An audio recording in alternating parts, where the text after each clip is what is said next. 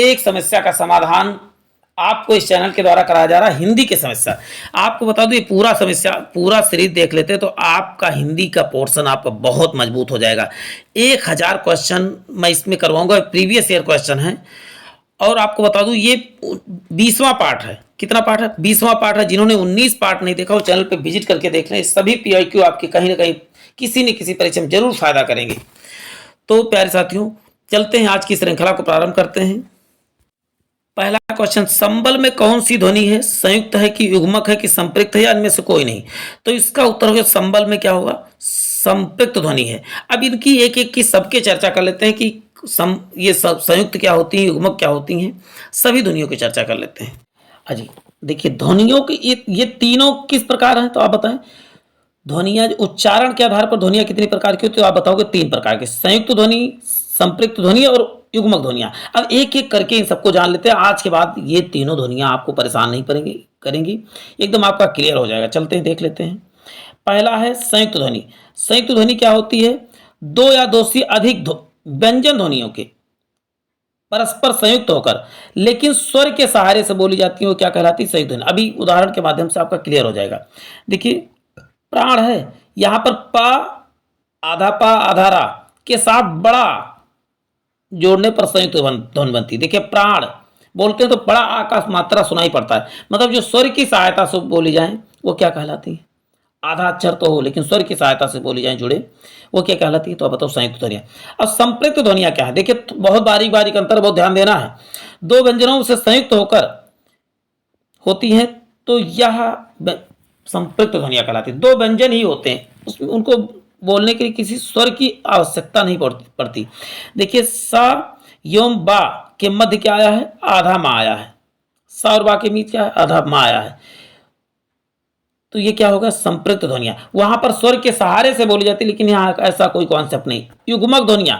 युग्मक क्या है कि जब 2 समान ध्वनियां का द्वत्य हो जाए, जैसे दिल्ली, बिल्ली, प्रफुल्ल, देखिए लाल आ रहा है, इसमें दिक्कत का आ रहा है, यानी 2 का युग्म बन जाए, द्वितीय हो जाए, वही क्या कहलाती है? युग्मक ध्वनियां कहलाती हैं।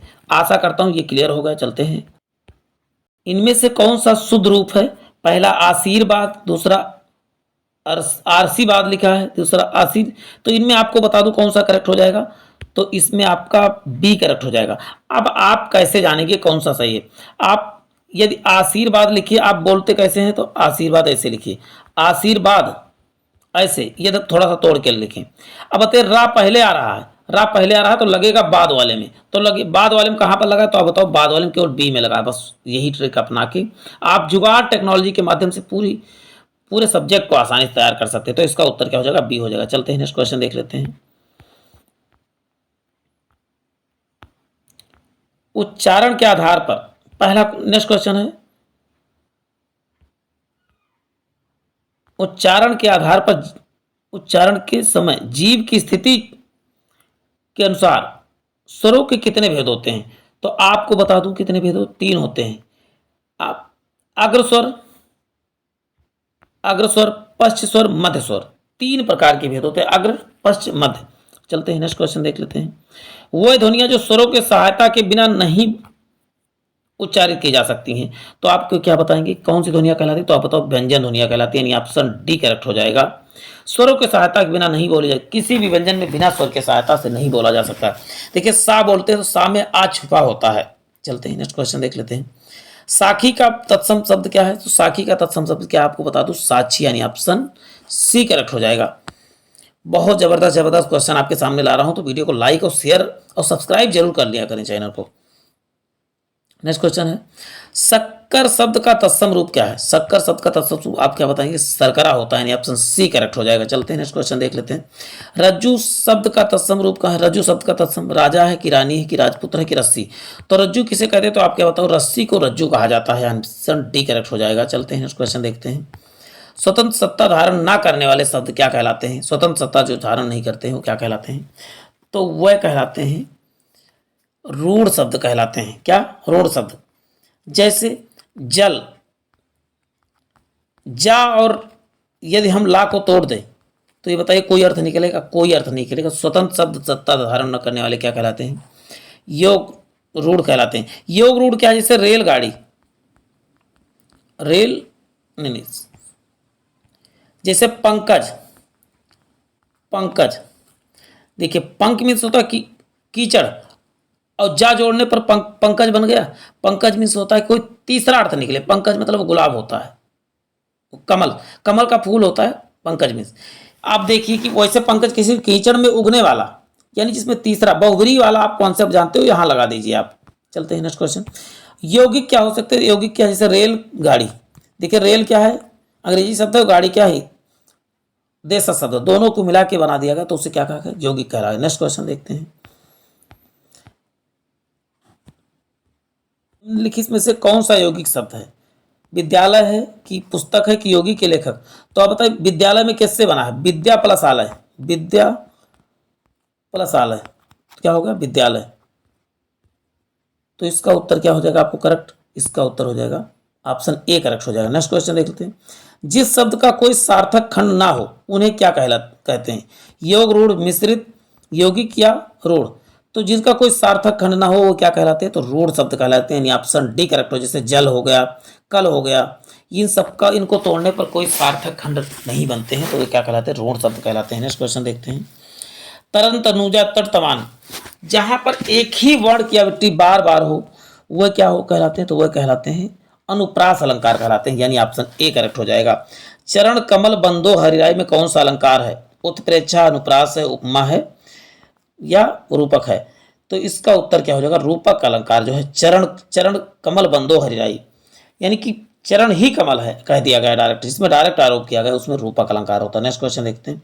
पीपर, पात, सरिस, मंडोला, सरिस के समान ये सब हो तो वहां पर कौन सा अलंकार होता है? सरिस समान की बात हो तो वहां पर उपमा अलंकार, उपमा दी जा रही है, यानी ऑप्शन क्या हो जाएगा? सी करेक्ट हो जाएगा। माया, दीपक, नर, पतंग, भ्रम भ्रम ही पड़त में अलंकार कौन सा है? तो इसका उत्तर क्या हो जाएगा आपको बता दूं, रूपक अलंकार हो जाएगा। चलते हैं नेक्स्ट क्वेश्चन देख लेते हैं। सखर, सुकोमल, मंजू, दोष रहित, दूषण सहित में कौन सा अलंकार है? तो इसका उत्तर क्या हो जाएगा आपको? श्लेष अलंकार है। क्या श्लेष अलंकार क्या है? एक ही शब्द के कई अर्थ निकले उसे क्या बोलते हैं? श्लेष अलंकार बोलते हैं। नेक्स्ट क्वेश्चन देखते हैं। नेक्स्ट क्वेश्चन है बिहग, बिहग, फिर चहे कोठे में पुंज, पुंज में अलंकार कौन सा है? तो इसका उत्तर क्या हो जाएगा आपको बता दूं, बीपसा। बीपसा में ये वाला सब जो बीच में कहीं वो लगा रहे, बीपसा ही समझिएगा, यानी बीपसा अलंकार बाद में रिपीटेशन की बात हो वहां पर बीपसा अलंकार होती है। चलते हैं नेक्स्ट क्वेश्चन देख लेते हैं। किसी एक को रिपीट बार बार रिपीट किया जा रहा हो। उतरी नहाए जमुन जल, जो शरीर समश्याम, सम समान की बात की जाए तो क्या हो जाएगा वहां पर? वहां पर आप बताओगे, प्रतीत हो रहा है यहां पर उतर नहाए जामुन जल, जो शरीर समश्याम, यानी किस प्रतीत अलंकार के क्या होता है? जब किसी के समान से दिखाया जाए कि हाँ ऐसा लग रहा है, ऐसा हो ना लेकिन ऐसा दिखाया जाए। चलते हैं नेक्स्ट क्वेश्चन देख लेते हैं। नेक्स्ट क्वेश्चन है देख लो साकेत नगरी है यही, स्वर्ग से मिलने गगन में जा रही में कौन सा अलंकार? तो इसका उत्तर हो जाएगा अतिशयोक्त। तो बताइए इतना लंबी छोड़ दी है कि स्वर्ग, साकेत नगरी किससे मिलने जा रही? गगन से मिलने जा रही, जबकि संभव नहीं है। अतिशयोक्त यानी बहुत बढ़ा चढ़ा के बात किया जा रहा है। काली घटा की घमंड घटा में कौन सा अलंकार है?